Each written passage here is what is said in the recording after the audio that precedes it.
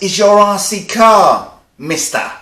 Is the question that I get asked by kids nearly every time I take an RC car out and there is someone around. Well, traditionally, to record the speed, I've relied on my Dynamite GPS, or more recently, my Skyard C GPS, which is around half the price of the Dynamite one. However, my very nice friends at Power Hobby have sent me a new toy to play with.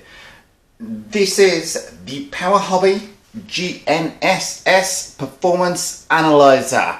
But not only does this very clever little module tell you just how fast your RC car is going, or a plane for that matter. This has got a barometric sensor, so you can also put it on board a plane or a drone. It will tell you total distance travelled, average speed, as well as the peak speed on there. Not only that, it's got a drag racing mode, so you can use this thing to set up your no prep drag racing car, because it's also got a G sensor in here, so no more guesswork when it comes to the setup of your no prep drag racer. You can launch this thing time and again and use this meter to find out which setup is giving you the maximum G launch off of the line.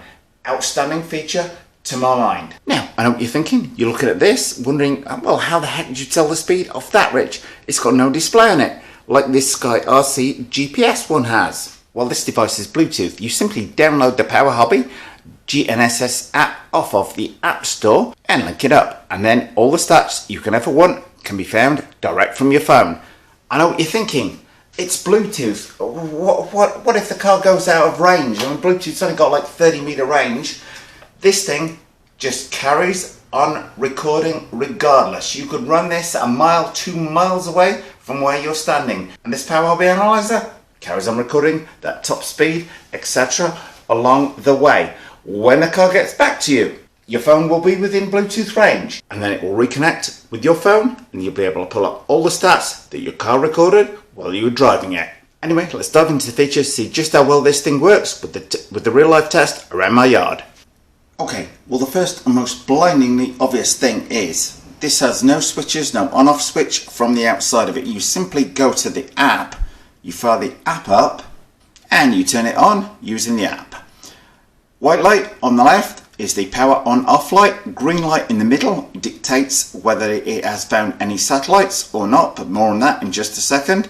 The right light, the blue one, is the Bluetooth on there. Now if I zoom on there, even on my phone, you will see in the middle here, it is pulling up 3 or 4 satellites on there. Outside that will jump up to 10 or 11. You can see the battery life left in the performance analyzer on there. As I say, you have the 3 different modes. Drag mode, where you can set the speed and the distance. So you can set it for like 132 foot drag racing for no prep on there.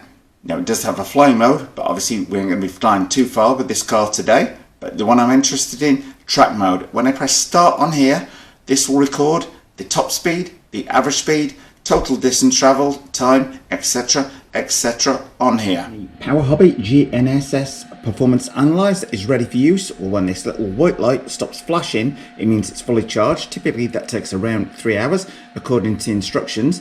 It will remain on standby mode for a staggering 2 weeks, and when you're using it, it will actually run for a full 6 hours, which is pretty outstanding. Well, for today's test, I thought we'd use my new ZD Racing 9020, also running on a 4S Power Hobby LiPo, and there is a reason why I love them. It's because they are very, very good indeed, 100C rated.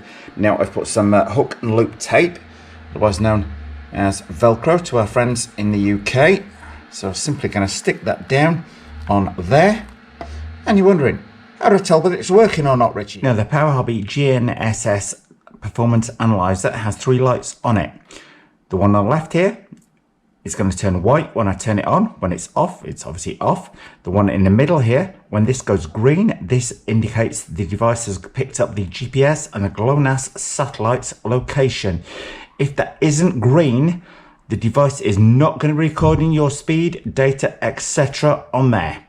And the Bluetooth symbol on the right, when this light is blue, it is connected to your phone. Now I know what you're worried about, people. You're thinking, oh, well, it's out of Bluetooth range, it stops recording. No, it doesn't. When you've started it on the app, the thing carries on recording. When it comes back into range, then you're able to download all of the stats and look at them on your phone. So you need to be aware of that. So it's not just limited to Bluetooth range on the car, that once you've started the device going, the analyzer carries on recording, whether it's 200, 300, 500, 600 meters away from you. The thing carries on recording for up to 6 hours, let's face it. Now the first thing you need to do is download the Power Hobby GNSS app off the Apple App Store. At which point, it will ask you immediately when you've downloaded it to connect to the device, which I've already done on here. And you will now notice we've got the power light on, with green light on, so all the satellites are connected, and the Bluetooth light on as well.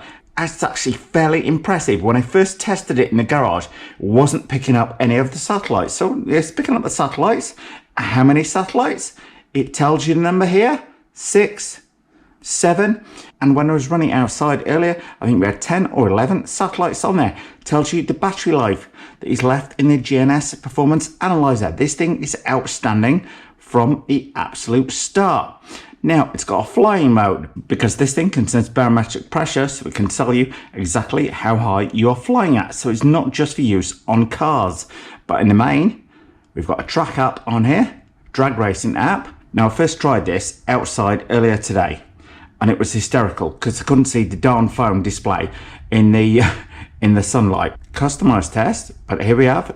Please set the start and end speed. Start speed, end speed, distance. So you could do maybe 0 feet to 132 feet for no prep drag racing on there, and then fire that up. So I'll test that another day. The main one for the minute I'm after is track. If I start the app now, it is now recording. That's a very boring test for it to get the thing outside. And as you will also notice, the device is now turned on. If you want to turn it off, simply push the slider across there, ask you if you're okay to turn off the app, and it says click OK to turn off the device and quit the app. So click that, the app dies away to nothing. Turn it back on, and everything wakes up again. It'll take a few seconds for it to pick the satellites back up. Very quick indeed. That's maybe less than 5 seconds. That's seriously impressive. And 11 satellites picked up straight away on that. And you will notice real time, miles an hour, feet per second on there. If you click the settings button on here, you can name the different device on here, units, etc. Click the unit button. You can switch between miles an hour and kilometers. So if in Europe, you might have just switch it to kilometers an hour. But me, I checked it, and by default, it was in kilometers an hour. But being in USA, switch it into miles an hour. But anyway, I think we need to get it outside, get it connected to full 10 or 11 satellites, and do a real world test on the thing. So let's do exactly that right now. I've got the app on my phone down here, car down there. Simply going to press track. I will show you the drag options in a second time. Going to press start. Now, it doesn't begin showing you the speed, I believe, until we get above 0.1 of a mile an hour. So 30 miles an hour on that first punch.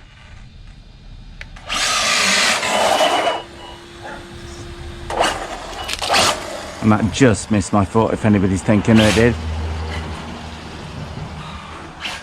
So all the time this is driving, I'm driving it around the yard.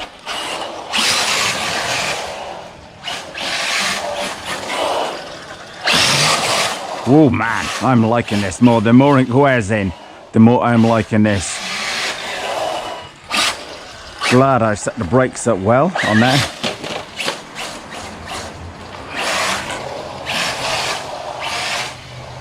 And all the time, he says, if you are paying attention, all the time you can see the speed being played out in real time. Only now, all the time, you can see the speed being played out is when it is within a Bluetooth range. But it goes outside of Bluetooth range, so the far end of the garden, you're not going to be picking anything up on here. But it is still recording all the time. So maximum speed in here. So how fast is it across my yard?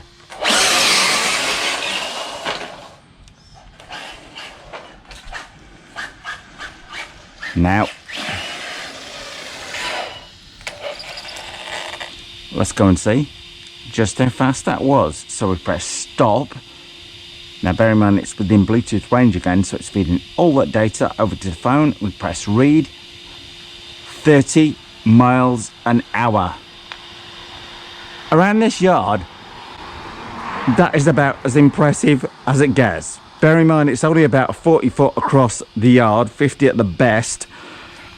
But anyway, I'm impressed from the absolute outset. Not only the punches the ZD Racing 9020, link to it below the video, has got, by the way, but also the Power Hobby GNSS Performance Analyzer. It is simply staggering that the thing provides all the stats you need without having to take the body off the car. Look at the GPS for the top speed, etc. on there. This is a complete game changer to my mind. Link to it below the video. Power Hobby, you have knocked yourselves out of the water with this one. Well, thumbs up if you like this video, guys. Post any comments you might have in the comment section below the video and hit the circle below to subscribe. And if you do hit the circle, don't forget to hit the bell.